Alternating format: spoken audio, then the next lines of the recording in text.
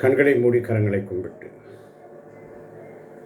தூய ஆவியே துணையாக வருவீர்,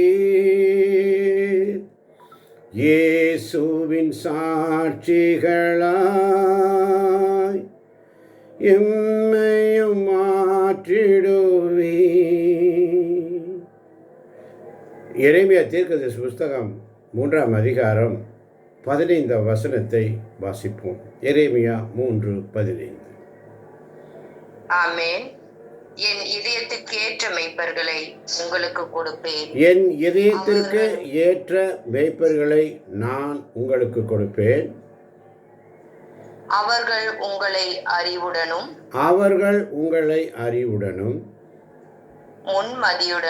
முன்மதியுடனும் வழி நடத்துவார்கள். ஆமென்.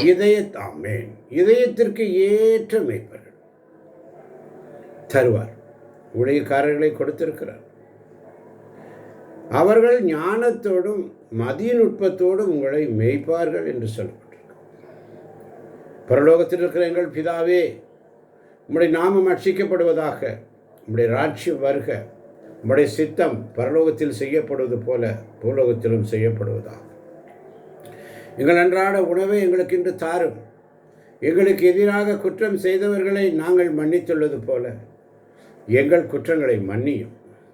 எங்களை சோதனைக்கு உட்படுத்தாதே, தீயோரிடமிருந்து எங்களை விடுவித்தரலும். அருள் நிறைந்த மரியே வாழ்க, கர்த்தர் உம்முடனே. பெண்களுக்குள் ஆசீர்வதிக்கப்பட்டவள் நீரே, உம்முடைய திருவயிற்றின் கனியாகிய இயேசுவும் ஆசீர்வதிக்கப்பட்டவரே. புனித மரியே, இறைவனின் தாயே, பாவிகளாயிருக்கிற எங்களுக்காக இப்பொழுதும் எங்கள் மரண நேரத்திலும் வேண்டிக் கொள்ளும். ஆமென். இந்த நாளிலே ஆண்டவருடைய சமூகத்தில் என் இதயத்திற்கு ஏற்ற மேய்ப்பர்கள் ஆண்டவர் இன்னைக்கு நமக்கு தருகிறது. ஆண்டவருடைய இதயம் 3 புள்ளிகள். ஆண்டவருடைய இதயம் என்று சொன்னால் இரக்கம், தியாகம், ஜெபம். 2வது புள்ளி ஆண்டவரின் வார்த்தை. ஆண்டவருடைய வார்த்தை, நான் குருக்களை தருவேன் என்று சொல்லி, ஏற்ற மேய்ப்பர்களை தருவேன் என்று சொல்லி, ஏற்ற ஊழியக்காரர்களை தருவேன் என்று சொல்லி.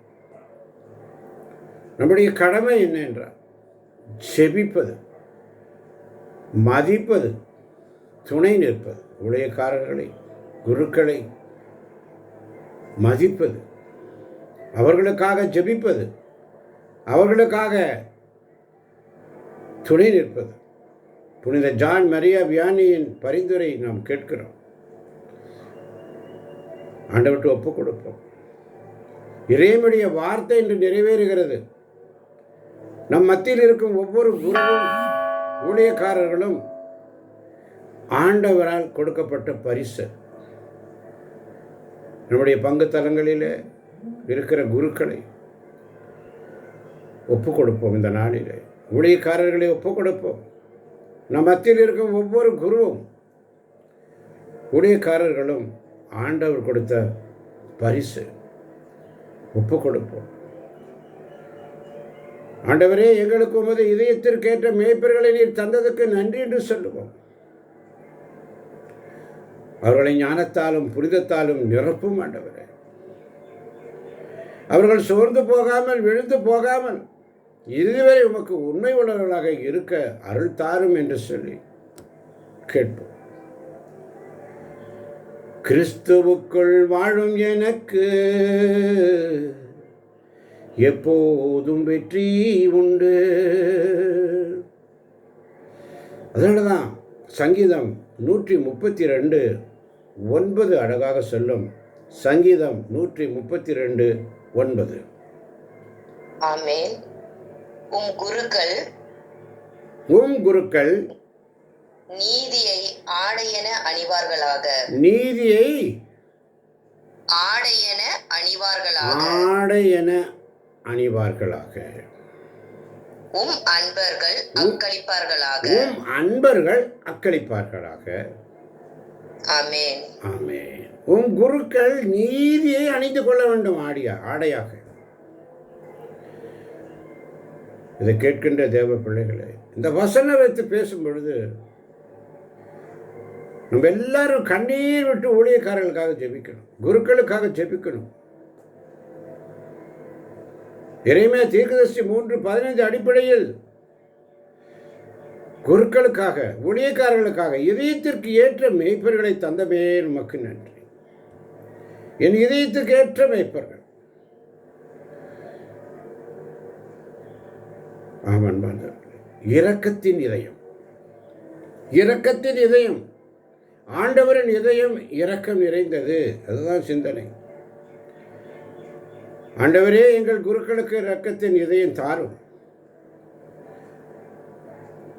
பாவிகளை தள்ளாமல் அனைவரையும் அரவணைக்கக்கூடிய கிருபை தாரும்.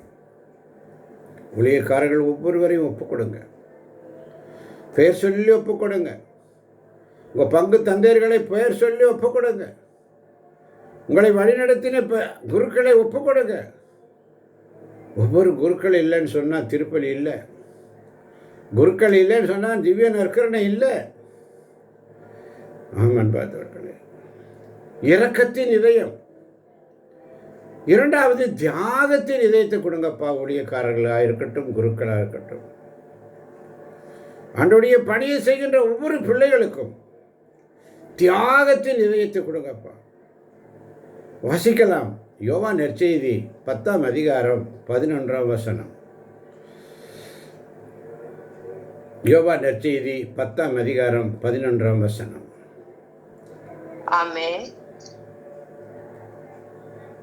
நல்ல ஆயன் நானே, நல்ல ஆயன் நானே, நல்ல ஆயர் ஆடுகளுக்காக தம் உயிரை கொடுப்பார். நல்ல ஆயர் ஆடுகளுக்காக தம் உயிரை கொடுப்பார். நல்ல ஆயன். ஆமென். யார் இந்த நல்ல ஆயன்? ஒவ்வொரு ஊழியக்காரர்களும், ஒவ்வொரு குருக்களும் இன்னைக்கு ஒப்பு கொடுங்க. நல்ல ஆயனை போல, ஆடுகளுக்காக உயிரை கொடுக்கிறவர்களை போல ஒப்பு கொடுங்க. இயேசுவே எங்கள் குருக்கள், ஊழியக்காரர்கள், எந்த சபையா இருக்கட்டும், ஊழியம் செய்கிற பிள்ளைகள், ஆண்டவருடைய வார்த்தையை எடுத்து சொல்ற பிள்ளைகள், தங்களை முழுவதும் உமக்கும் மக்களுக்கும் அந்த தியாகத்து உள்ளத்தை கொடுங்கப்பான்னு சொல்லி அவர்களுக்கு அந்த தியாகம் நிறைந்த இதயத்தை கொடுங்க என்று சொல்லி ஒப்பு கொடுத்து ஜெபிப்போம்.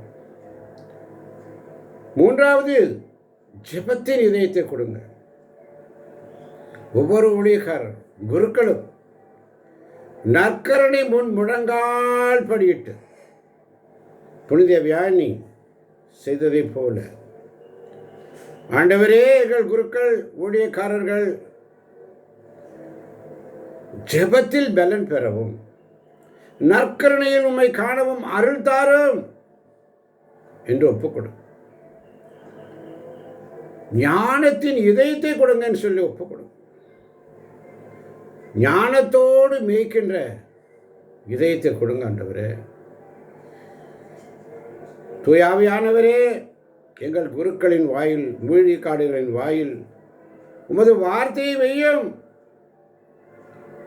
மக்களை சரியான பாதையில் நடத்தும் ஞானத்தை தாங்கப்பா. இந்த நாளில்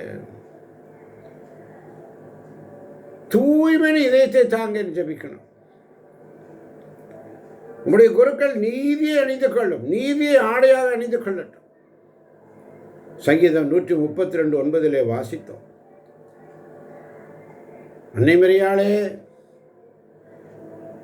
அவர் சொல்வதையெல்லாம் செய்யுங்கள் என்று உடைய சீடர்களுக்கு சொன்னது போல, இதோ நாங்கள் ஊழியக்காரர், இந்த கத்தோலிக்க திருச்சபையில் இருக்கின்ற ஒவ்வொரு குருக்களும் கன்னியர்களும் உங்களுடைய கரத்தில் ஒப்புக் கொடுக்கிறோம் அப்பா.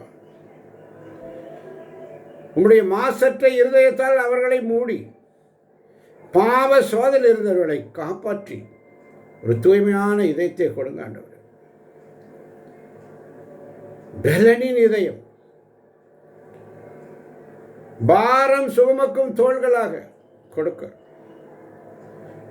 ஆண்டவரே, சோர்ந்து போகும் குருக்களை, கன்னியர்களை, ஊழியக்காரர்களை பலப்படுத்துவீராக. தனிமையில் அவர்களோடு இரும் ஆண்டவரே. உடல் நலம் தாரும், பலம் கொடுங்க என்று சொல்லி ஜெபிப்போம். 7வது காரியம், ஒரு அழைப்பின் இதயத்தை கொடுங்க. உலகெங்கும் சென்று படைப்பிற்கெல்லாம் நற்செய்தி அறிவுகள், நீங்கள் எனக்கு சீடர்களாக இருப்பீர்கள், சாட்சிகளாக இருப்பீர்கள் என்று சொன்ன இயேசுவின் வார்த்தை ஒவ்வொரு ஊழியக்காரர்களுக்கும் பொருந்தும், ஒவ்வொரு நற்செய்தியாளர்களுக்கும் பொருந்தும். அழைத்தலின் இதயத்தை தாங்க. அறுவடையின் ஆண்டவரே எங்கள் பங்கில் இருக்கும், எங்கள் குழுவில் இருக்கும் ஒவ்வொரு ஊழியக்காரர்களையும், பிள்ளைகளையும், குருத்துவர்கள், ஊழியக்காரர்கள், கன்னியர்கள், அழைத்தல்களை எழுப்பும் ஆண்டவரே. இதோ நான் இருக்கிறேன் உமது பணிக்காக, இதோ நான் என்று சொல்ல இளைஞர், இளம் பெண்களுக்கும், பிள்ளைகளுக்கும், ஒவ்வொரு கத்தோலிக்க கிறிஸ்தவனுக்கும், ஒவ்வொரு இயேசுவை ஏற்றுக்கொண்ட பிள்ளைகளுக்கும் ஊழியத்தை செய்ய அந்த அழைத்தலை கொடுங்க ஆண்டவரே. ஒவ்வொரு நாளும் ஆண்டவர் சமூகத்தில் ஜெபிக்க அழைக்கப்படுகிறோம். ஏனென்று சொன்னால் தனிமை. ஒவ்வொரு நாளும் அவர்களுக்காக ஜெபிங்க, ஒப்பு கொடுப்போம். என் இதயத்துக்கு ஏற்ற மேய்ப்பர்களை நான் உனக்கு தருவேன் என்று சொன்னவரே, உமக்கு நன்றி. இரக்கத்தின் இதயத்தை தாங்கப்பா, தியாகத்தின் இதயத்தை தாங்கப்பா, ஜபத்தின் இதயத்தை தாங்கப்பா, ஞானத்தின் இதயத்தை தாங்கப்பா, தூய்மையின் இதயத்தை தாங்கப்பா, பலன் இதயத்தை தாங்கப்பா. ஆண்டவரே, சோர்ந்து போகும் ஒவ்வொரு ஊழியக்காரர்களையும், குருக்களையும் உடைய கரத்தில் ஒப்புக் கொடுக்கிறேன் ஆண்டவரே.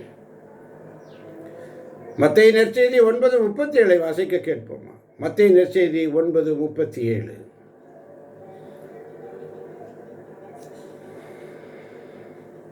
ஆமென்.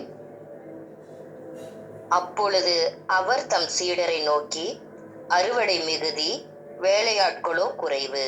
ஆமென்.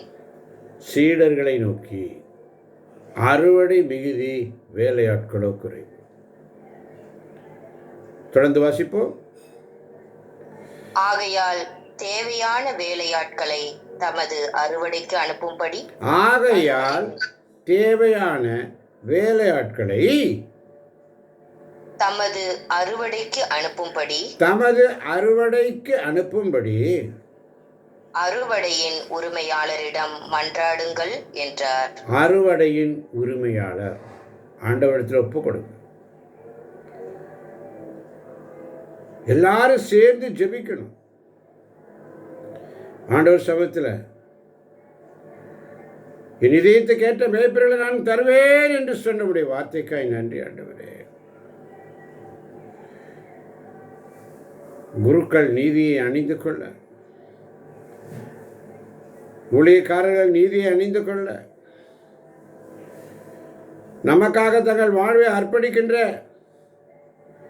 குருக்கள், கன்னியர்கள், ஊழியக்காரர்கள் ஒவ்வொருவரையும் ஒப்புக் கொடுப்போம்.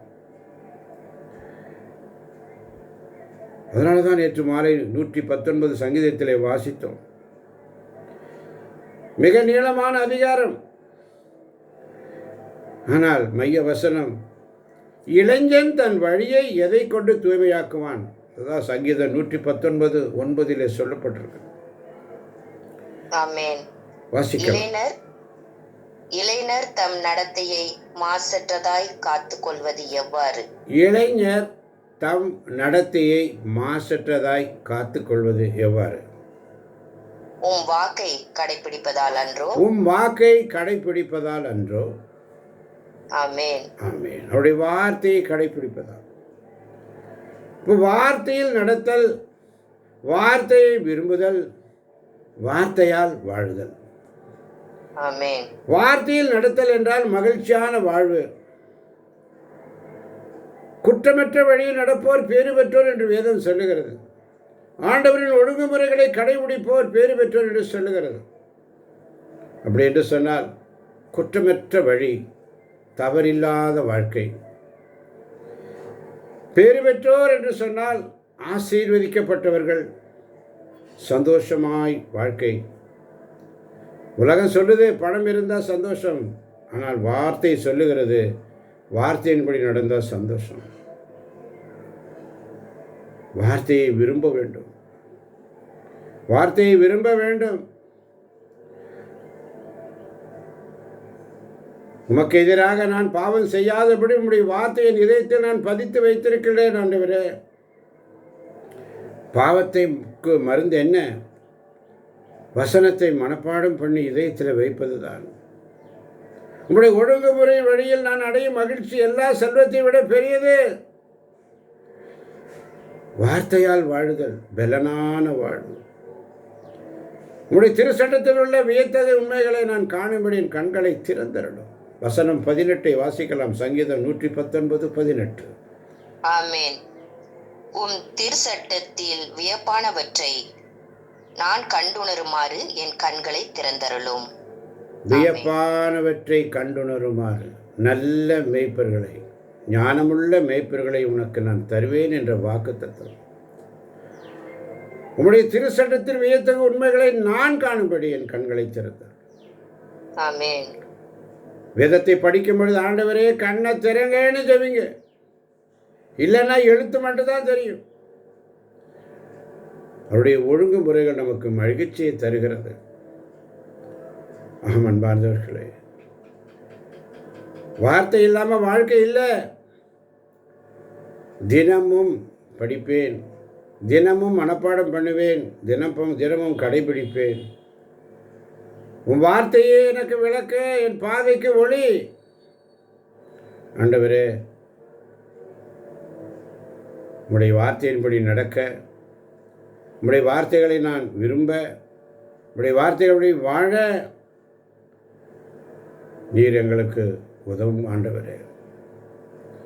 அதேதான் கிறிஸ்துவுக்குள் வாழ்க்கை, அவருடைய வார்த்தைக்குள் வாழ்க்கை. நம்முடைய வாழ்க்கை எப்படி வாசிக்கலாம்? 1 கொரிந்தியர் 15ஆம் அதிகாரம் 57ஆம் வசனம். ஆமென்.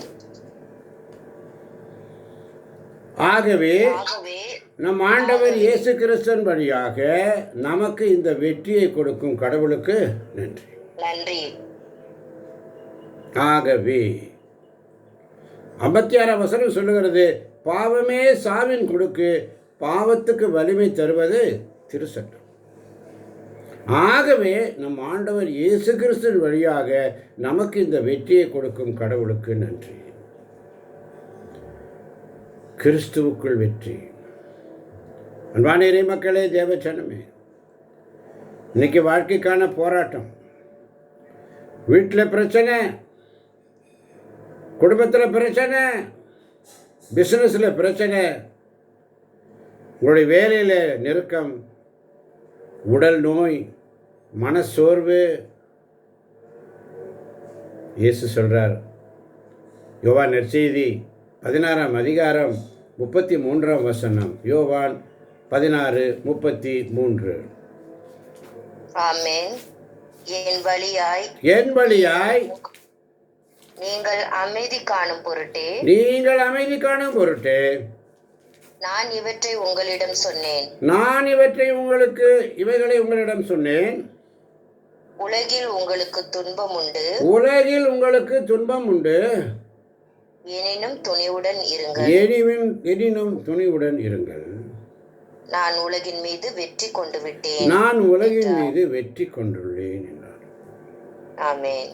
உலகில் உங்களுக்கு வேதனை உண்டு, எனினும் துணிவோடு இருங்க, நான் உலகை வென்று விட்டேன். அப்ப வெற்றி எங்கே இருக்கிறது பிள்ளைகளே? கிறிஸ்துவுக்குள். ஆமென். வெற்றி எங்க இருக்குது? கிறிஸ்துவுக்குள் இருக்கிறது வெற்றி. அப்போ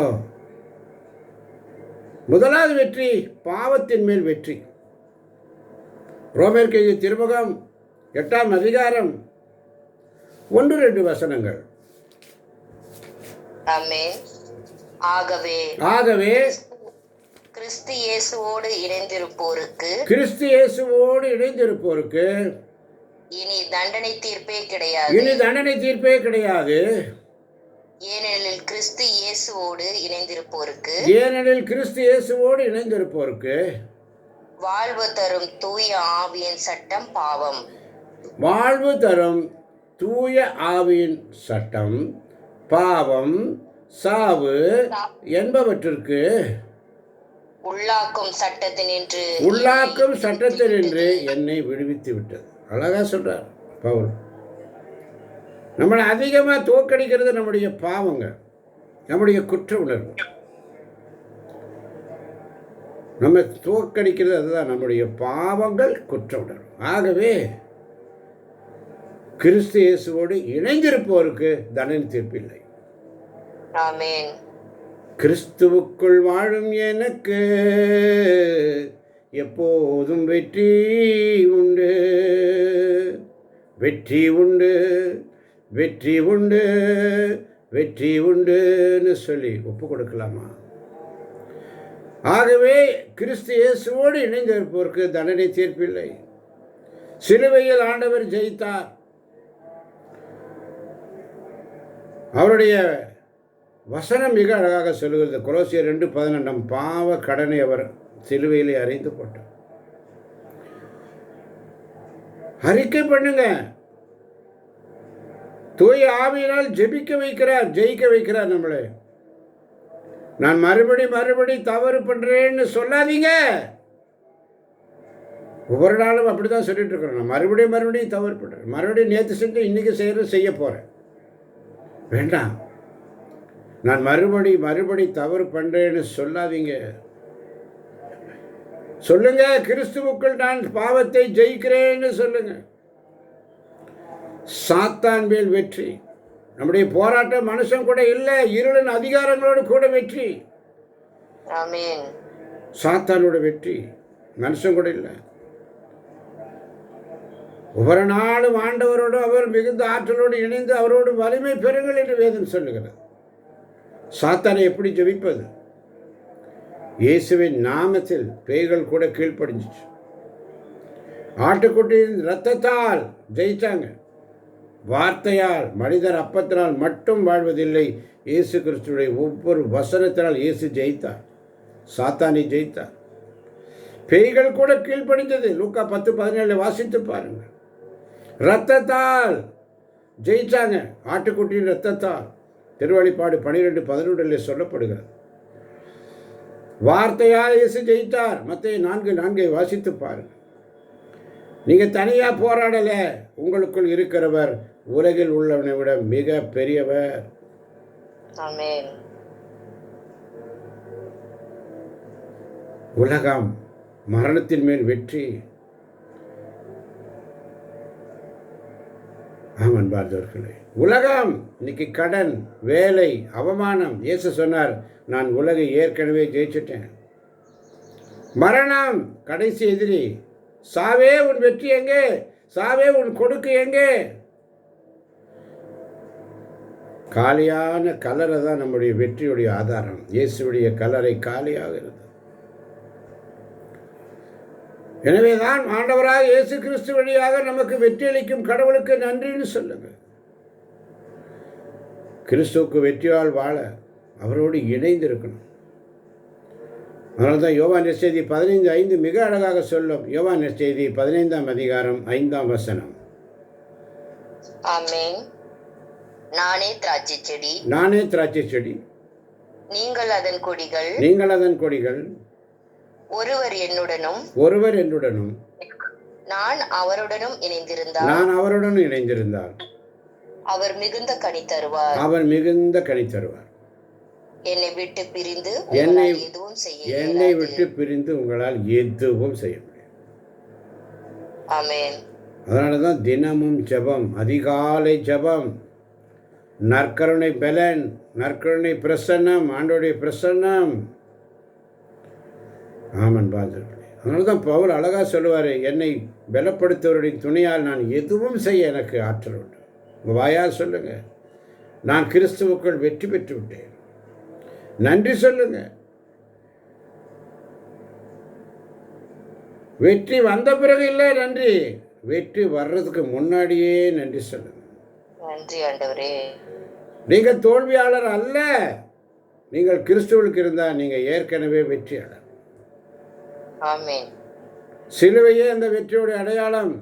கல்லறை காலியாக இருக்கு. அதனால் எந்த பிரச்சனையும் உங்களை தோற்கடிக்க முடியாது அன்பார்ந்தவர்களே. ஆண்டவர்கிட்ட கேட்கணும், ஆண்டவரே நீ சிலுவையில் பெற்ற வெற்றி எங்களுக்கு தாரும்.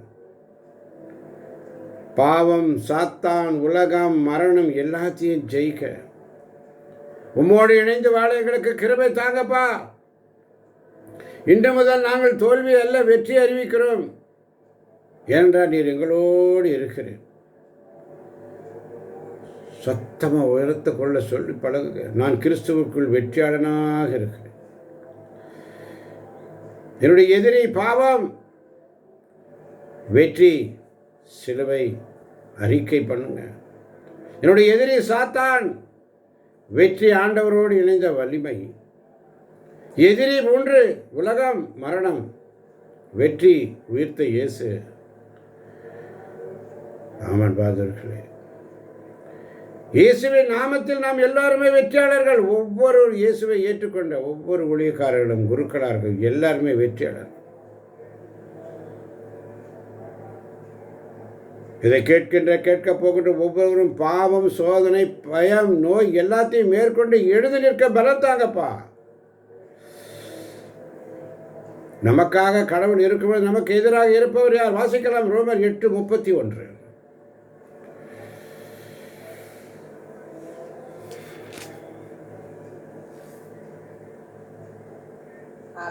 இதற்கு மேல் நாம் என்ன சொல்வோம்? கடவுள் நம் சார்பில் இருக்கும் பொழுது நமக்கு எதிராக இருப்பவர் யார்? இதற்கு மேல் நாம் என்ன சொல்வோம்? கடவுள் நமக்குள் இருக்கும் பொழுது, நம் சார்பில் இருக்கும் பொழுது நமக்கு எதிராக இருப்பவர் யார்? ஒப்பு கொடுங்க. தான் நினைவு வசனம். கிறிஸ்துவுக்குள் வாழும் எனக்கு எப்போதும் வெற்றி உண்டு, வெற்றி உண்டு, வெற்றி உண்டு, வெற்றி உண்டு, வெற்றி உண்டு. கிறிஸ்துவுக்குள் வாழும் எனக்கு எப்போதும் வெற்றி உண்டு. குறிப்பாக இந்த நாளிலே குருக்களுக்காக, ஊழியக்காரர்களுக்காக ஒப்பு கொடுத்து ஜெபிப்போம். ஒவ்வொரு நாளும் ஜெபிப்போம். ஒவ்வொரு நாளும் ஜெபிக்கணும். 7 காரியங்களை குறித்து ஜெபிக்கணும். இரக்கத்தின் இதயத்தை கொடுங்கப்பான்னு ஜெபிக்கணும். தியாகத்தின் இதயத்தை கொடுங்கப்பான்னு ஜெபிக்கணும். ஜெபத்தின் இதயத்தை கொடுங்கப்பான்னு ஜெபிக்கணும். ஞானத்தின் இதயத்தை கொடுங்கப்பான்னு ஜெபிக்கணும். தூய்மையான இதயத்தை கொடுங்கப்பான்னு ஜெபிக்கணும். பலனுள்ள இதயத்தை கொடுங்கப்பான்னு ஜெபிக்கணும். அழைத்தலின் இதயத்தை கொடுங்கப்பா. ஆண்டவருடைய இதயம், இரக்கம், தியாகம், ஜெபம். அவனுடைய வார்த்தை, நான் குருக்களை தருவேன், நல்ல ஊழியக்காரர்களை தருவேன், நமது பணிக்காக யார் போவார் என்ற கேள்வி. நம்முடைய கடமை ஜெபிப்பது, ஊழியக்காரர்களை மதிப்பது, துணை நிற்பது. இதைதான் குருத்துவம். ஊழியம் என்பது மனித தேர்வு அல்ல, ஆண்டவரின் அழைத்தல். எரேமியா 1:5 வாசிக்கிறோம். தாய் வயிற்றில் உருவாகும் முன்பதாகவே நான் உன்னை தெரிந்து கொண்டேன். அதைதான் 1 தெசலோனிக்கர் 5:12-13 மிக அழகாக சொல்லும். 1 தெசலோனிக்கர் 5:12-13 ஆமென். சகோதர சகோதரிகளே, உங்களிடையே உழைத்து ஆண்டவர் பெயரால் உங்களை வழிநடத்தி உங்களுக்கு அறிவு புகட்டுவோரை உங்களுக்கு அறிவு புகட்டுவோரை மதித்து நடக்கும்படி கேட்டுக்கொள்கிறோம். மதித்து நடக்கும்படி கேட்டுக்கொள்கிறோம். அவர்கள் பணியின் பொருட்டு அவர்கள் பணியின் பொருட்டு அவர்களை உயர்வாகவும் அவர்களை உயர்வாகவும் அன்புடனும் கருதுங்கள். அன்புடனும் கருதுங்கள். உங்களிடையே அமைதி நிலவட்டும். உங்களிடையே அமைதி நிலவட்டும். அல்லேலூயா. ஆமென். அல்லேலூயா. ஒருவரை கூட வாசிக்கலாம். 1 தெசலோனிக்கர் 5ஆம் அதிகாரம் 12-13 வசனங்கள். ஆமென். சகோதர சகோதரிகளே, சகோதர சகோதரிகளே, உங்களிடையே உழைத்து ஆண்டவர் பெயரால் உங்களை வழிநடத்தி உங்களுக்கு அறிவு புகட்டுவோரை மதித்து நடக்கும்படி கேட்டுக்கொள்கிறோம். அவர்கள் பணியின் பொருட்டு அவர்களை உயர்வாகவும் அன்புடனும் கருதுங்கள். உயர்வாகவும் அன்புடனும் கருதுங்கள். உங்களிடையே அமைதி நிலவட்டும். ஆமென். அதனாலதான் 14ஆம் வசனம் இன்னும் அழகா சொல்லுது, நாங்கள் உங்களுக்கு தரும் அறிவுரை இதுவே, சோம்பேறிகளுக்கு அறிவு புகட்டுங்கள், மனத்தளர்ச்சி உள்ளவர்களுக்கு ஊக்கமூட்டுங்கள், வலுவுற்றோருக்கு உதவுங்கள், எல்லாரோடும் பொறுமையாயிருங்கள். எவரும் தீமைக்கு பதில் தீமை செய்யாதவாறு பார்த்து கொள்ளுங்கள். உங்களில் ஒருவருக்கொருவர் மட்டுமின்றி எல்லாருக்கும் எப்பொழுதும் நன்மை செய்யவே நாடுங்கள். ஆமென். இந்த நாளில் சிந்தனைக்கு ஆண்டவர் கொடுத்த வைய வசனம் இதுதான். இதை கேட்கப் போகின்ற ஒவ்வொரு பிள்ளைகளையும் தேவன் நிறைவாக ஆசீர்வதிப்பாராக. இயேசுவின் நாமத்தில் பிதாவே. ஆமேன், ஆமேன், ஆமேன்.